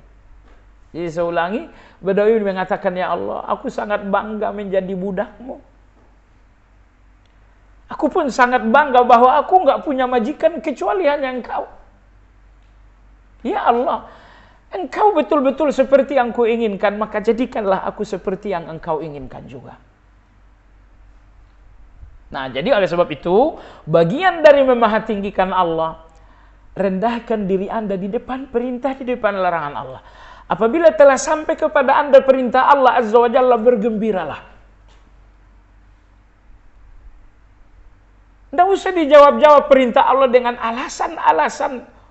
Subhanallah, kadang-kadang datang perintah Allah, kita buat alasan satu, alasan dua. Anda tahu tidak? Alasan-alasan ini menunjukkan betapa Anda berkeberatan dengan perintah tersebut. Waliyahzubillah. Maka perintah apapun yang sampai kepada Anda, larangan apapun yang sampai dengan Anda, hakikatnya Allah ingin menyambungkan Anda dengan surga. Karena jamaah sekalian, setiap amal, setiap ibadah, setiap kebaikan, ini nyambungin Anda ke surga nih. Misalnya Anda melakukan 10 kebaikan, Artinya ada 10 amal yang menyambungkan Anda dengan surga. Begitupun dengan dosa. Setiap dosa itu nyambungin Anda dengan neraka. Misalnya Anda punya dosa sebanyak 1000, artinya ada 1000 sambungan Anda dengan neraka. Tugas Anda adalah bertaubat agar sambungan-sambungan neraka ini semuanya putus. Ya Allah, durhaka kepada orang tua telah menyambungkan aku dengan neraka. Aku bertaubat, putuslah dosa tersebut. Nah, maka hakikat kehidupan kita ini, ibu sekalian, bagaimana Anda menyambungkan diri Anda dengan surga dengan sambungan sebanyak-banyaknya. Nomor 2, bagaimana Anda berjuang melepaskan sambungan-sambungan Anda dengan neraka. Anda udah terlanjur tersambung. Enggak mungkin tidak, Anda udah terlanjur. Sambungan itu bukan terjadi tadi pagi. Sambungan Anda dengan neraka telah diawali semenjak Anda menginjak usia dewasa. Mungkin dari 30 tahun lalu, sambungan dengan neraka ini udah terjadi. Nah, maka tugas Anda sekarang adalah terus-menerus istighfar di depan Allah Azza wa Jalla. Katakan, ya Allah, ampuni aku atas dosa yang kau tahu dan aku udah nggak tahu lagi. Ya Allah, ampuni aku atas dosa yang engkau tahu dan aku udah nggak tahu lagi. Ibu sekalian, kalau ibu saya kasih polio 3 halaman, 3 lembar, saya katakan, ibu silakan tulis dosa ibu dari tahun ibu dewasa. Saya kira 1 halaman pun tidak penuh itu. Kenapa? Karena ibu udah banyak lupa. Padahal Allah nggak pernah lupa. Makanya doa tadi lah katakan, Allahumma ghfir li ma ta'lam wa la a'lam. Ya Allah, ampuni aku atas dosa yang kau tahu dan aku nggak tahu lagi. Baik. Kita lanjutkan jemaah sekalian. Oleh karena Allah Subhanahu wa taala Maha Tinggi, konsekuensi yang ketiga, bersihkan diri Anda sebersih-bersihnya dari rasa tinggi. Ingat, Allah adalah Allah, Allah adalah majikan, Anda adalah budak. Sebagai budak, tolonglah tahu diri, jangan pakai pakaian majikan. Nah, takabur itu pakaian majikan, budak nggak boleh pakai pakaian takabur. Nah, kemahatinggian ini pun salah satu pakaian majikan. Kita sekelas budak ini tidak boleh memakai pakaian itu. Jadi oleh sebab itu jemaah sekalian, dalam pandangan Allah, kita ini akan kotor sekali kalau sifat Allah itu kita pakai. Ya, sepanjang kita nggak melepaskan diri dari sifat Allah, dalam pandangan Allah ini manusia kotor sekali. Nah, maka di antara sifat Allah yang nggak boleh ada dalam diri Anda sedikit pun adalah Maha Tinggi. Allah Maha Tinggi, iya, Allah Maha Tinggi. Maka Anda sebagai budaknya Allah tidak boleh mengambil sifat Maha Tinggi itu. Oleh sebab itu, jangan tinggikan diri Anda dengan apapun yang Anda miliki. Anda punya uang, tidak usah meninggikan diri. Anda punya jabatan, tidak usah meninggikan diri. Tetaplah merendah dengan jabatan yang tinggi. Tetaplah rendah dengan uang yang banyak. Termasuk Anda nggak boleh meninggikan diri dengan amal soleh. Anda baca Quran sehari. Anda baca Quran sehari mungkin 1 halaman atau 1 juz. Tiba-tiba kawan kamu berapa? Saya 1 halaman seminggu. Wah, itu kan jauh di bawah Anda tuh kan. Tapi dengan segala kelebihan Anda dalam amal soleh, tidak usah meninggikan diri. Dalam kitab Madarijus Salikin itu, ada catatan Imam Ibnu Qayyim, bagus banget. Kata Ibnu Qayyim, ketika seorang hamba mengecilkan kebaikannya, maka kebaikan itu besar bagi Allah. Tapi ketika seorang hamba membesarkan kebaikannya, maka itu kecil bagi Allah Azza wa Jalla. Anda sedekah hari ini berapa? 5 miliar. Terus gimana? Ya 5 miliar apa artinya? Allah Maha Kaya. Kalau Anda tahu Allah Maha Agung, Anda nggak akan ngerasa bahwa, ibu sekalian, Allah tahu Allah Maha Agung bukan? Oke. 5 miliar Anda berikan kepada yang Maha Agung. Berarti nggak tuh? Sayangnya sedekah-sedekah ini yang kita lihat orang miskinnya, makanya walau 5.000 pun kita ngerasa udah mekar sekali. Ingat, ketika Anda bersedekah, Anda sedang ngasih kepada Allah melalui orang miskin. Jangan lihat orang miskinnya, lihat keagungan Allah agar Anda tahu bahwa uang Anda ini nggak ada apa-apanya. Sedekah, Anda sedekah dengan Pak Jokowi misalnya. Sedekah Anda berapa? 1 juta. Berarti nggak tuh? Enggak berarti. Tentu kalau Anda sedekah kepada saya jangan 1 juta, 10.000 pun sangat berarti. Makanya saya katakan jemaah sekalian, kalau Anda selalu sadar dengan keagungan Allah, ternyata Anda nggak punya sesuatu yang luar biasa di depan Allah. Bacaan Quran Anda nggak luar biasa, salat Anda nggak luar biasa, sedekah Anda nggak luar biasa, bolak-balik Anda umroh itu nggak luar biasa. Anda hanya luar biasa di depan orang yang tidak agung. Adapun di depan yang Maha Agung, jemaah sekalian, Anda mau tanya, di mana luar biasanya Anda di depan Allah yang Maha Agung? Maka oleh sebab itu, biasakan mengecilkan kebaikan agar dia besar dalam pandangan Allah. Karena kebaikan yang Anda besar-besarkan itu justru akan kecil di depan Allah. Maka orang yang paling hina adalah orang yang mulai mencitrakan dirinya dengan kebaikan-kebaikan itu. Kan banyak orang seperti itu ya. Sedekah tapi di follow up gitu. Bangun masjid tapi harus nama dia. Bikin pesantren harus nama dia. Ada kawan, kita udah terpisah hampir 30 tahun. Qadarullah, saya dapat berita keluarganya wafat. Jauh-jauh dari Jakarta saya datang untuk melayat. Ternyata dia tinggal di pesantren yang dia bangun, tapi Masya Allah pakai nama dia. Saya sih tidak menghakimi niat dia, cuman dalam hati saya, tidak perlu nama kita ditonjol-tonjolkan dalam kebaikan apapun. Sebisa mungkin ibu sekalian bersembunyilah di dalam setiap kebaikan Anda. Kenapa? Makanya kita dalam segala-galanya mengucapkan bismillah. Apa arti dari bismillah ini? Bahwa Anda melakukan ini untuk nama Allah, bukan untuk nama Anda. Dalam salat Anda baca Fatihah bismillah. Kenapa? Anda bacakan ini untuk nama Allah, bukan untuk nama Anda. Maka tidak usah juga ketika Anda jadi imam misalnya dibagus-bagusin, ya mendayu-dayu, bahkan berpura-pura nangis. Kalau Anda melakukan itu, Anda membacakannya untuk nama Anda, bukan untuk nama Allah Subhanahu wa Ta'ala. Jadi pencitraan menggunakan ibadah ini itu hina sekali. Kalau Anda ingin mencitrakan diri, citrakan diri Anda, tapi jangan dengan ibadah. Silahkan Anda berlari dalam 2 jam 46 kilo. Anda citrakan diri Anda dengan itu. Silahkan saja. Tapi maksud saya kehinaan itu adalah ibadah itu bukan arena pencitraan diri. Citrakan diri Anda dengan yang bukan ibadah. Ibadah ini antara Anda dengan Allah Azza wa Jalla. Citra itu antara Anda dengan manusia. Baik jamaah sekalian yang saya hormati, maka sebisa mungkin bersembunyilah di setiap ibadah antara Anda dengan Allah Azza wa Jalla. Baik, jadi sikap yang ketiga tadi terhadap nama Allah Al-Muta'al, Allah Maha Tinggi. Kalau begitu bersihkan hati Anda dari rasa tinggi. Jangan meninggikan diri dengan uang, jangan meninggikan diri dengan jabatan, termasuk jangan meninggikan diri dengan amal.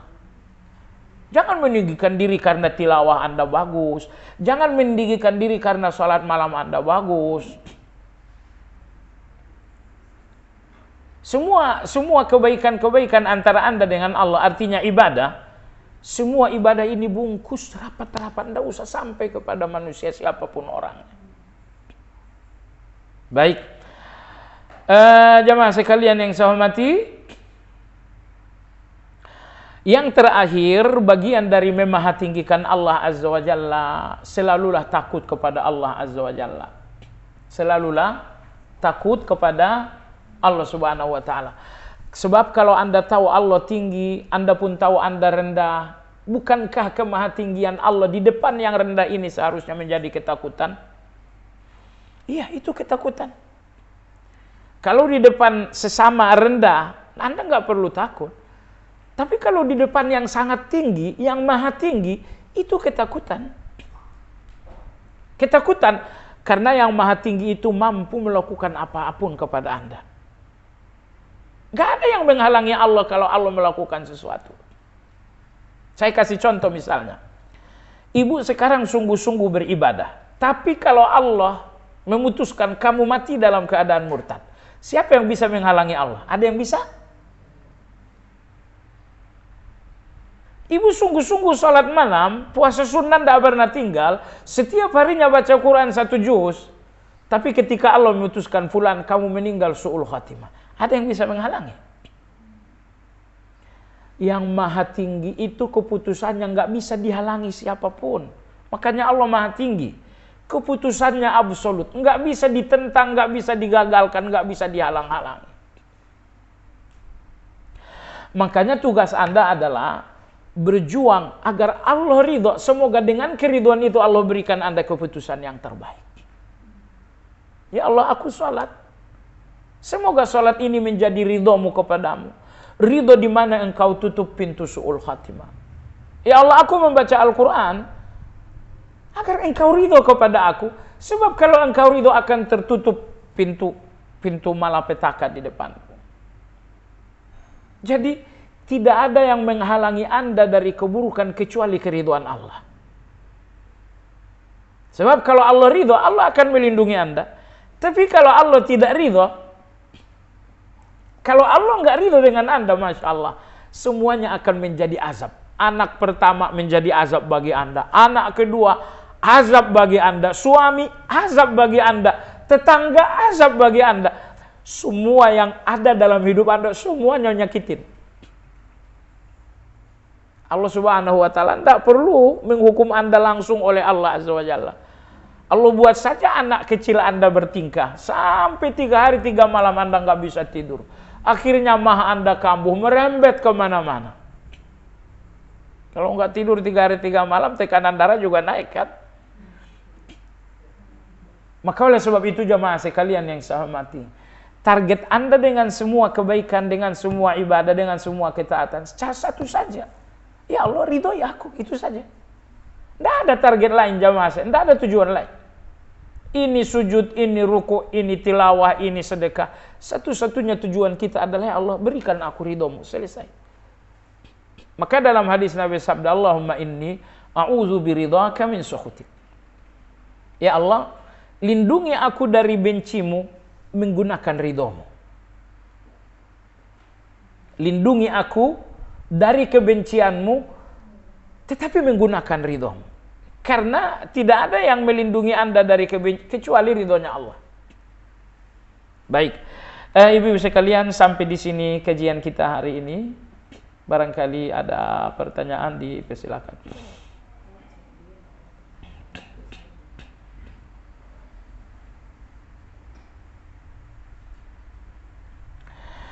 Ya, dipersilakan kalau ada pertanyaan. La haula wala quwwata illa billah.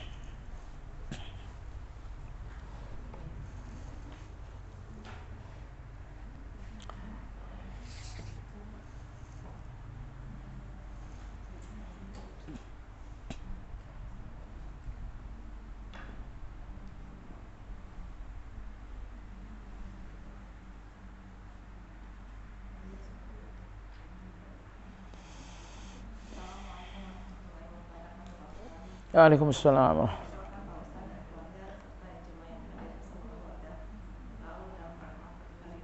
Masya Allah, amin ya rabbal alamin, amin ya rabbal alamin. Iya ibu.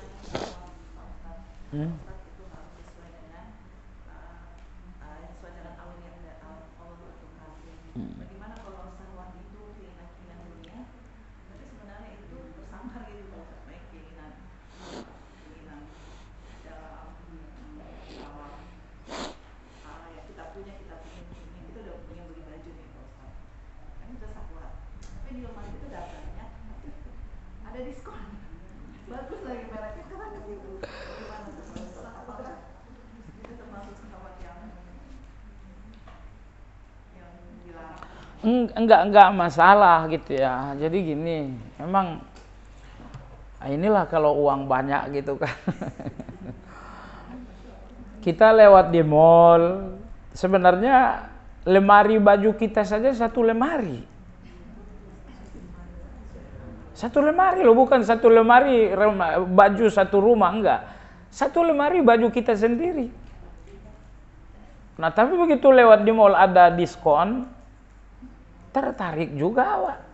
Apakah ini syahwat? Jemaah sekalian, sepanjang yang dibeli ini memang kebutuhan, itu bukan syahwat. Tapi kalau itu bukan kebutuhan, berarti itu syahwat. Karena agama membenarkan kita membeli kebutuhan. Nah, sekarang ini masalahnya jujurlah, ini butuh enggak? Butuh kebutuhan atau bukan? Nah, baik.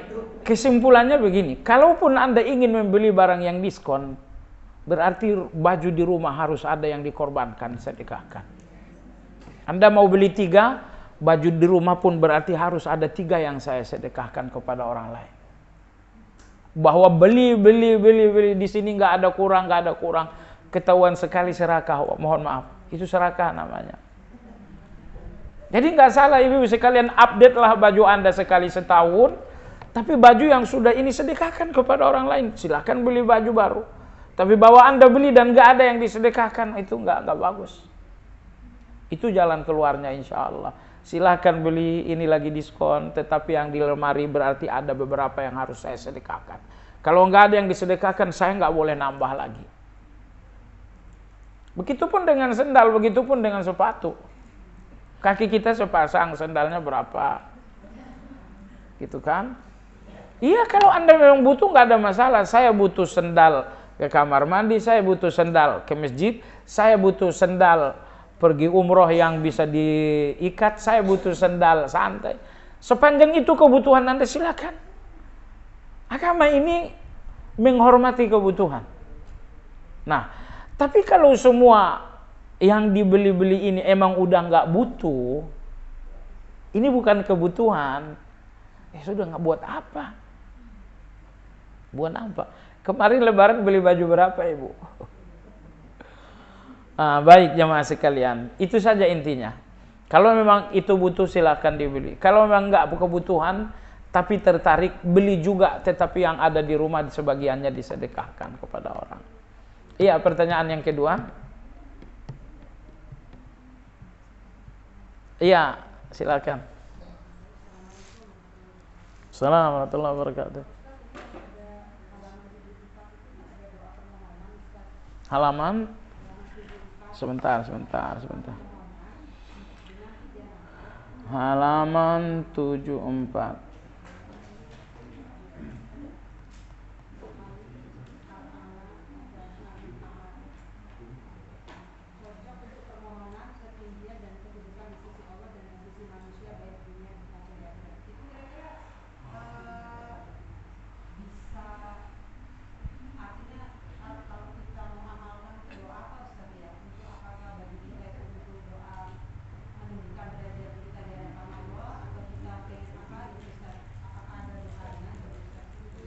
Iya. Betul.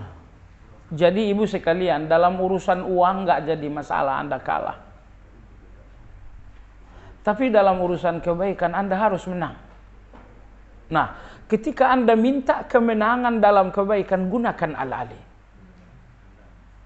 Allahumma ya Ali, Allahumma ya Ali, ya Allah yang maha tinggi, berikan aku salat malam. Ya maha tinggi, berikan aku tawadu. Wahai yang maha tinggi, berikan aku. Kenapa Anda meminta salat malam dengan menyebutkan kemahatinggian Allah? Karena Anda ingin tinggi mengalahkan semua manusia. Pertarungan yang terhormat hanya pertarungan berbuat baik. Adapun pertarungan dunia itu semuanya akan membuat manusia jadi hina. Ya. Maka satu-satunya kemenangan yang harus kita rebut bahwa kita menang di semua pintu-pintu kebaikan. Dan Abu Bakar radhiyallahu anhu satu-satunya manusia di zaman sahabat yang gak bisa dikalahkan dalam segala kebaikan. Nah, oleh sebab itulah ketika Anda minta agar menang dalam kebaikan-kebaikan tersebut, mintalah dengan nama Al-Ali. Allahumma ya Aliyu ya Sami, ya Allah engkaulah yang maha tinggi, engkaulah yang maha mendengar. Berikanlah aku istiqamah dalam salat tahajud. Kenapa Anda minta salat tahajud menyebutkan nama Al-Ali? Karena Anda ingin tinggi dalam salat tahajud untuk mengalahkan yang lain. Iya. Jadi kalau Anda ingin mengalahkan orang lain, kalahkanlah ibadah mereka. Kalahkan tilawah mereka.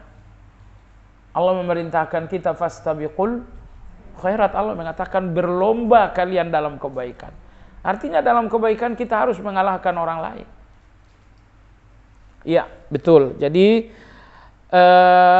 segala ketinggian yang diinginkan dari Allah, mintalah dengan Al-Ali. Apalagi ketinggian itu kalau bukan ketinggian iman dengan segala bentuknya.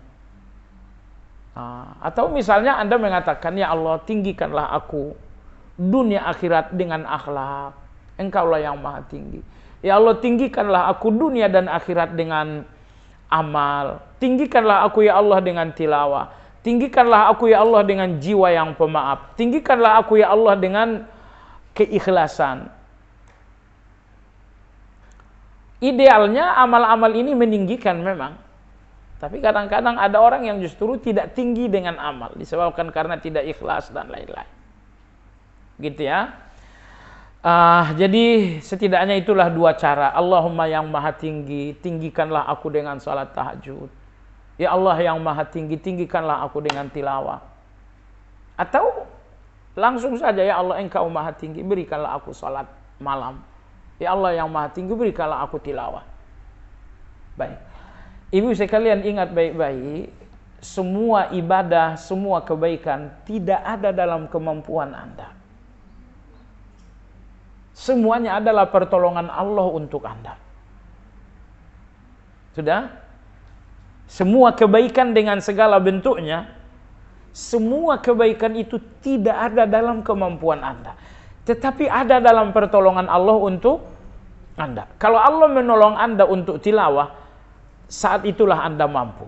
Ketika Allah menolong Anda untuk salat malam, saat itulah Anda mampu. Tapi kalau pertolongan Allah tidak datang, mampu Anda nggak ada sama sekali.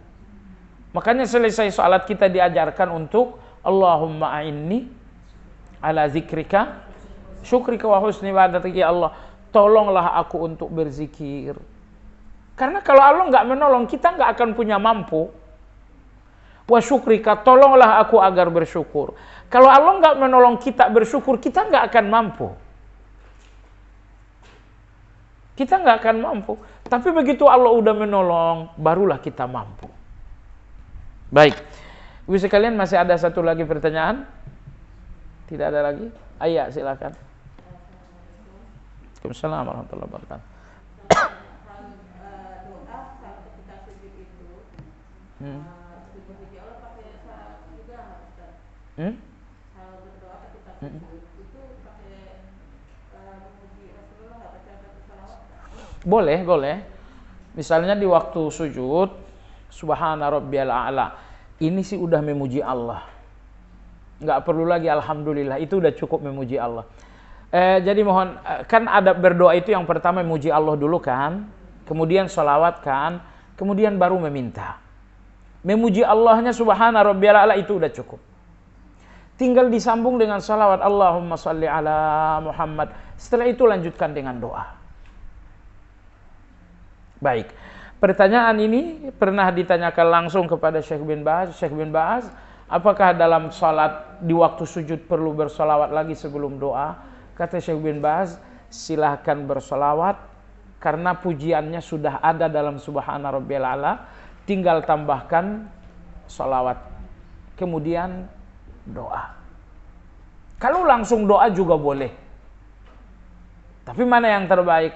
Tambahkan solawat baru kemudian berdoa. Kalau jelang salam Anda nggak perlu salawat karena sudah ada salawat sebelumnya. At-tahiyatul mubarakatus salawatut, ini pujian untuk Allah. Allahumma shalli ala kama shallait, ini salawat untuk Nabi dan Ibrahim. Tinggal yang terakhir Anda berdoa kepada Allah Azza wa Jalla. Baik Ibu, sekedar penutup saja, ini mungkin tambahan ilmu juga. Saya nih punya keinginan kepada Allah nih banyak sekali. Dalam agama kita ada dua cara meminta keinginan. Yang pertama, meminta keinginan dengan doa. Meminta keinginan dengan doa. Misalnya Anda ingin rezeki, maka Anda berdoa, Allahumma rzuqni, Allahumma rzuqni, Allahumma rzuqni. Itu namanya meminta keinginan dengan doa. Baik. Cara yang kedua adalah meminta keinginan bukan dengan doa, tapi dengan zikir.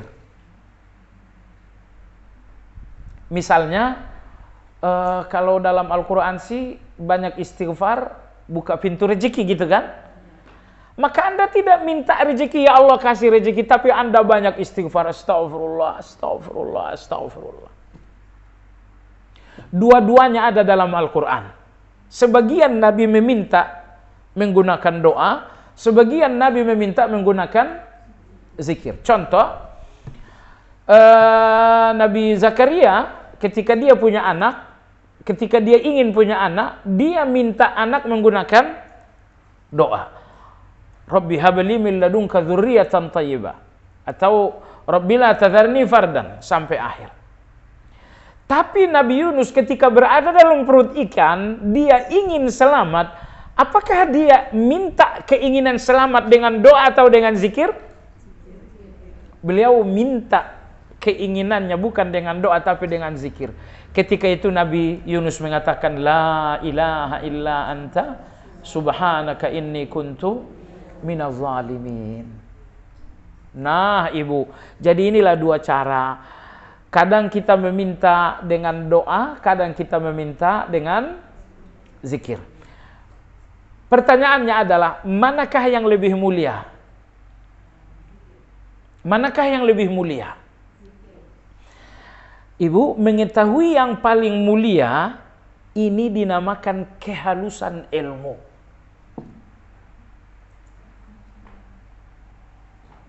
Karena begini, mohon maaf, kata Imam Ibn Taimiyah, Anda tidak dinamakan pintar karena mengenal kebaikan dan keburukan. Tapi Anda dinamakan pintar kalau Anda tahu mana yang terbaik dari beberapa yang baik. Dan Anda dinamakan pintar kalau Anda mengenal mana yang terburuk dari beberapa yang buruk.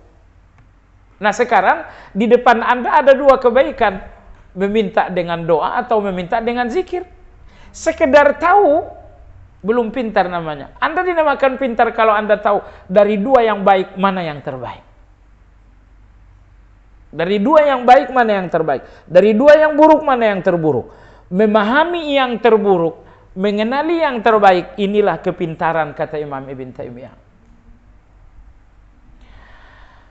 Maka ini yang dinamakan maratibul amal, mengetahui level-level amal, mana yang paling tinggi, mana yang paling rendah. Ini dinamakan maratibul amal, memahami level amal.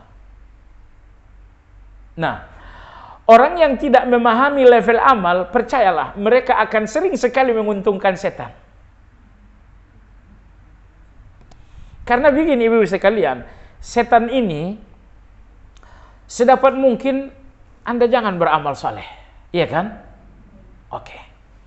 Kalau Anda nggak bisa dihalang-halangi, maka setan akan masuk ke langkah kedua.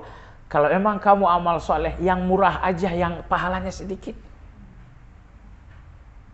Sehingga kalau Anda melakukan yang baik, tapi mengorbankan yang terbaik, itu artinya Anda menguntungkan setan. Maksudnya apa?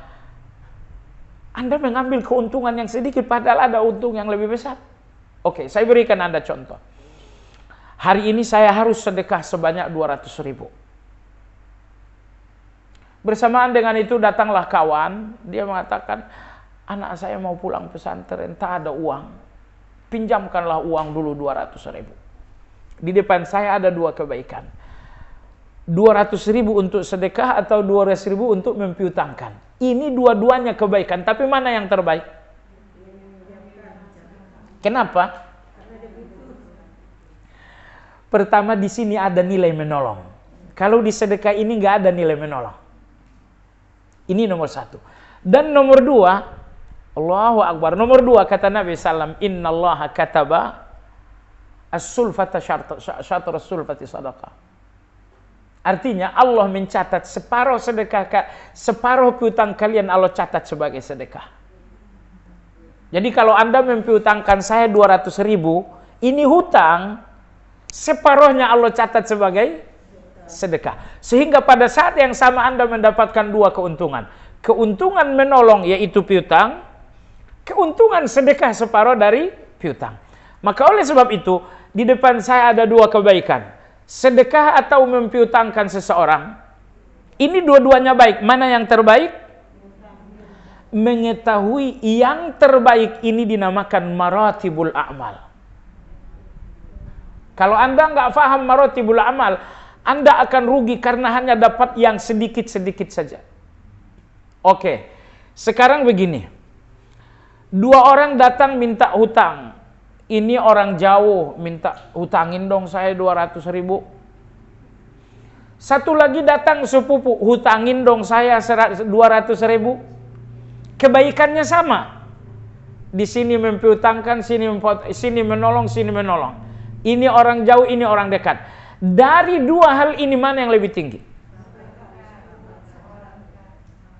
Orang jauh atau orang dekat?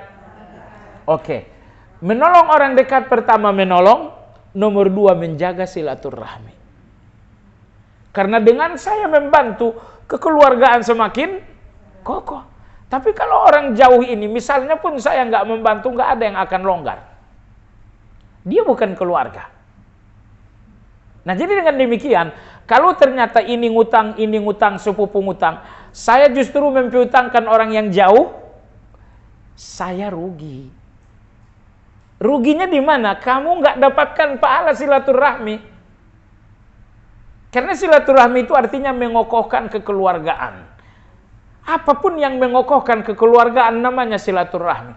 Anda telepon sepupu, iya. Kekeluargaan menjadi kokoh, iya. Berarti telepon itu dinamakan dengan silaturahmi. Anda berikan hadiah sepupu. Wahai sepupuku, besok kamu pergi umroh satu keluarga. Itu mengokohkan kekeluargaan enggak? Itu namanya silaturahmi. Karena silat itu artinya hubungan. Rahmi artinya rahim. Maka apapun yang mengokohkan kekeluargaan dinamakan silaturahmi. Maka kalau saya mempiutangkan orang jauh, saya dapat 1 poin, mempiutangkan. Tapi kalau saya mempiutangkan sepupu, saya dapat 2 poin. Poin pertama adalah menolong, poin yang kedua adalah silaturahmi. Makanya jamaah sekalian, dalam satu waktu kadang-kadang di depan Anda ada beberapa kebaikan. Anda jangan ceroboh. Silakan berpikir dari beberapa kebaikan ini mana yang paling menguntungkan saya. Kebaikan pertama berapa poin untuk saya. Kebaikan kedua berapa poin untuk saya. Kalau Anda mengambil poin kecil padahal ada poin besar, di titik itu Anda telah memberi keuntungan kepada setan. Kenapa? Karena setan puas Anda rugi. Anda rugi 1 poin, itu kepuasan bagi syaitan. Makanya ada kehalusan ilmu. Kehalusan ilmu ketika Anda tidak berpikir tentang kebaikan, tapi Anda berpikir mana yang terbaik. Wallahu alam, demikian kajian kita. Kita sudahi dengan zikir kafaratul majlis. Subhanakallahumma wa bihamdika asyhadu an la ilaha illa anta astaghfiruka wa atubu ilaik. Alhamdulillahirabbil alamin. Assalamualaikum warahmatullahi wabarakatuh.